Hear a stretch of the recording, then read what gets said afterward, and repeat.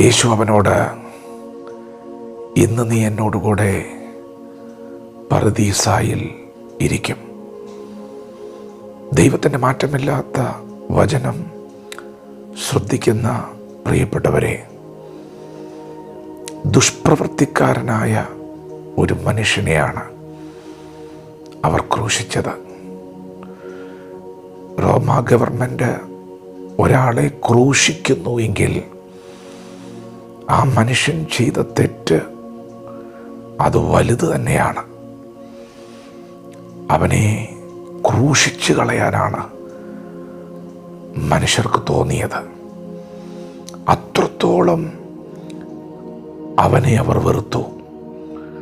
അവനങ്ങനെ തന്നെ വേണമെന്ന് പറഞ്ഞ് അവനെ ക്രൂശിൽ തറച്ചിരിക്കുമ്പോൾ യേശു അവനെ സ്നേഹിച്ചു. യേശു അവനോട് പറഞ്ഞു, ഇന്ന് നീ എന്നോട് കൂടെ പറുദീസായിലിരിക്കും.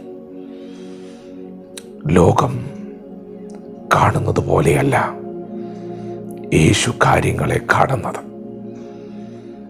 ലോകം ആ മനുഷ്യനെ ക്രൂശിക്കുമ്പോൾ യേശു കർത്താവ് അവനെ സ്നേഹിക്കുകയാണ്. ആയുസ്സിൽ ഒരു നന്മയും ഇല്ലാതിരിക്കുന്ന മനുഷ്യൻ യേശുവിനോടുകൂടെ പറുദീസായിലിരിക്കുമ്പോൾ, പ്രിയപ്പെട്ടവരെ, എങ്ങനെയാണ് നാം കാര്യങ്ങളെ നോക്കിക്കാണുന്നത്? എന്തെങ്കിലും ഒരു നന്മ ചെയ്യണ്ടേ യേശുവിനോടുകൂടെ ഇരിക്കണമെങ്കിൽ? ദുഷ്പ്രവൃത്തി മാത്രമായിരുന്നു ആ മനുഷ്യൻ്റെ ജീവിതത്തിൽ വെളിപ്പെട്ടത്. എന്നാൽ അവൻ യേശുവിനോട് കൂടെയാണ്. പ്രിയപ്പെട്ടവരെ, യേശു എന്തുകൊണ്ട് അവൻ അങ്ങനെ ഒരു അവസരം കൊടുക്കുന്നു? യേശു എന്തുകൊണ്ട് അവനെ തന്നോട് കൂടെ പറുദീസായിലിരുത്തുന്നു? യേശു എന്തുകൊണ്ട് ലോകം വെറുത്ത മനുഷ്യനെ ക്രൂശിച്ചു കളയണമെന്ന് ലോകമൊന്നടങ്കം പറഞ്ഞ മനുഷ്യനെ എന്തുകൊണ്ട് യേശു സ്നേഹിച്ചു? ഇന്ന് പകൽ ഈ സത്യം നിങ്ങൾ അറിയണം. ഇത് നാം അറിയാതെ പോയാൽ നാം ഈ ലോകത്തിലെ മനുഷ്യരെ പോലെ പലരെയും ക്രൂശിക്കും.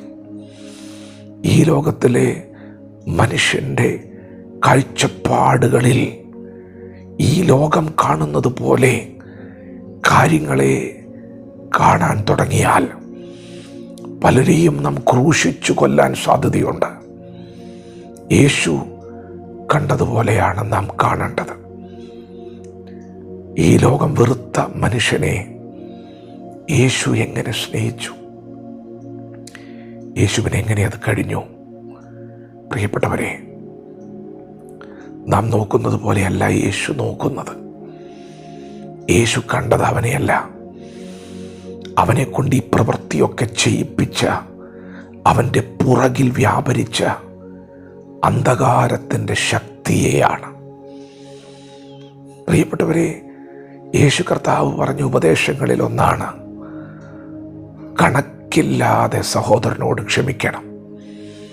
ഒരു ദിവസം 7 വട്ടം ക്ഷമിച്ചാൽ മതിയോ എന്നുള്ള ചോദ്യത്തിന് 70 വട്ടം ക്ഷമിക്കണമെന്ന് മറുപടി കൊടുക്കുമ്പോൾ എന്തുകൊണ്ട് യേശു മനുഷ്യരെ സ്നേഹിക്കുന്നു? എന്തുകൊണ്ട് യേശു മനുഷ്യരോട് ക്ഷമിക്കുന്നു? പ്രിയപ്പെട്ടവരെ, യേശു കണ്ടത് നമ്മയൊക്കെ തകർക്കുവാൻ, നമ്മുടെ കുടുംബങ്ങളെ, തലമുറകളെ തകർക്കുവാൻ പുറകിൽ നിന്ന് വ്യാപരിച്ചു നിൽക്കുന്ന ഇരുളിൻ്റെ വ്യാപാരങ്ങളെയാണ്. നിങ്ങൾക്ക് ആരോടെങ്കിലും ഒരു പിണക്കമുണ്ടോ? ആരോടെങ്കിലും ഒരു അസൂയുണ്ടോ? പ്രിയപ്പെട്ടവരെ, യേശുവിന് അങ്ങനെ ഒന്നുമില്ല കേട്ടോ. യേശുവിന് എല്ലാവരോടും സ്നേഹമാണ്. നിങ്ങളോട് ആരെങ്കിലും കയർത്ത് സംസാരിച്ചിട്ടുണ്ടോ? ആരുടെയെങ്കിലും വാക്കുകൾ നിങ്ങളെ മുറിപ്പെടുത്തിയിട്ടുണ്ടോ? നിങ്ങൾ എന്താണ് കാണുന്നത്? നാം ഓരോരുത്തരും ഈ കണ്ണുകൾ കൊണ്ട് കാണുന്നത് നമ്മെ വാക്കുകൾ കൊണ്ട് വേദനിപ്പിച്ച മനുഷ്യരെ ആയിരിക്കും. നമുക്കെതിരെ, നമുക്ക് വിരോധമായി പ്രവർത്തിച്ച മനുഷ്യരെ ആയിരിക്കും. എന്നാൽ യേശു കണ്ടത് നമ്മെ തകർക്കുവാൻ, നമ്മുടെ കുടുംബങ്ങളെ, തലമുറകളെ തകർക്കുവാൻ നമുക്ക് പുറകിൽ നിന്ന് വ്യാപരിക്കുന്ന ഇരുളിൻ്റെ വ്യാപാരങ്ങളെയാണ് യേശു കണ്ടത്. കാൽവറിയിൽ യേശു തകർക്കപ്പെടുമ്പോൾ യേശു തകർത്ത് കളഞ്ഞത് വാഴ്ചകളെയും അധികാരങ്ങളെയും ആയിരുന്നു. പ്രിയപ്പെട്ടവരെ, നമുക്ക് പോരാട്ടമുള്ളത് മനുഷ്യരോടല്ല, ജഡരക്തങ്ങളോടല്ല. യേശു നമ്മെ സ്നേഹിച്ചു. എന്നാൽ ഇന്ന് പകൽ കണ്ണു തുറന്നത് കാണണം. നമുക്ക് പോരാട്ടമുള്ളത് വാഴ്ചകളോടും അധികാരങ്ങളോടും, അന്ധകാരത്തിൻ്റെ ലോകാധിപതിയോടും, സ്വർലോകങ്ങളിലെ ദുഷ്ടാത്മസേനയോടുമാണ്. യേശുവിനത് കാണാൻ കഴിഞ്ഞു. യേശു അത് കണ്ടു. യേശു അതിനോട് പോരാടി. യേശു അതിനെ കീഴ്പ്പെടുത്തി. യേശു നമുക്ക് ജയം നൽകിയിരിക്കുകയാണ്.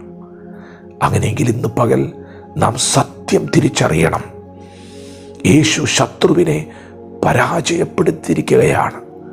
നിങ്ങൾ നിങ്ങളുടെ സഹോദരനൊന്ന് കൈ കൊടുത്താൽ, നിങ്ങൾ അവനെ ഒന്ന് ചേർത്തു പിടിച്ചാൽ പിശാച് പരാജയപ്പെടുകയാണ്. നിങ്ങൾ ആരോടും പിണങ്ങരുത്, നിങ്ങൾ ആരോടും ദേഷ്യപ്പെടരുത്. യേശു തന്നെ ഒറ്റിക്കൊടുക്കുമെന്നറിഞ്ഞ ശിഷ്യനെ പോലും ഒടുവിലത്തെ സമയം വരെ സ്നേഹിച്ചു. കാരണം യേശു അവനെ സ്നേഹിച്ചു. യേശു യുദ്ധം ചെയ്തത് മുഴുവനും ഇരുളിനോടാണ്.